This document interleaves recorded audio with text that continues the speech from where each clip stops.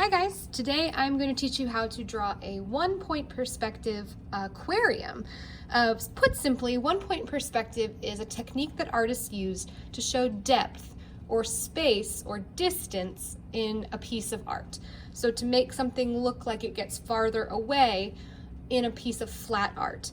So one-point perspective can be a little bit of a complicated concept. So we're going to make it simple today with a drawing of sort of an aquarium tunnel. And I'll show you what I mean in just a moment.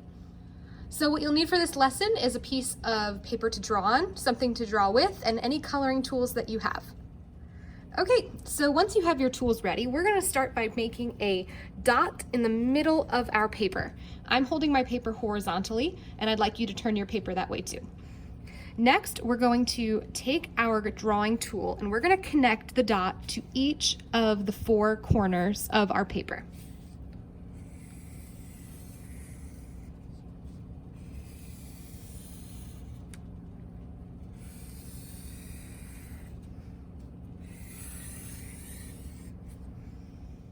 It's okay if your lines aren't perfect, mine aren't either.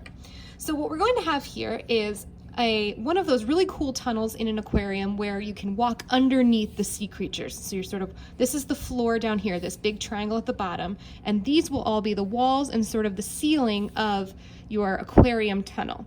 So to create the floor, what we're going to do is create a few more lines that come down and all connect to this middle dot. And so it's going to look like the tunnel gets farther and farther down as we get closer to the point. So let's do 1, 2, 3, 4, and 5. So we're going to have a tile floor. See how it looks like the lines of the floor get closer and closer as they get farther away? That's the idea of one-point perspective. As things get farther away, they appear smaller as they get farther into the distance. So let's do a tile floor here. And I'm going to use horizontal lines then. Just go across this bottom triangle piece.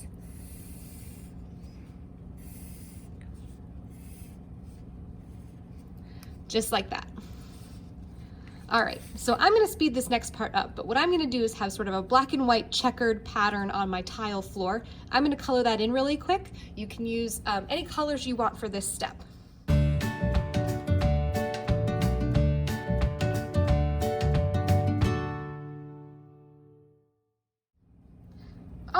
So now that that's done, I'm going to create just a few line details to emphasize that this part is like a tunnel. So we're going to add vertical lines that go up in a few places in between these angles, and then curved lines to connect them on the other side. So let me show you how we're going to do that.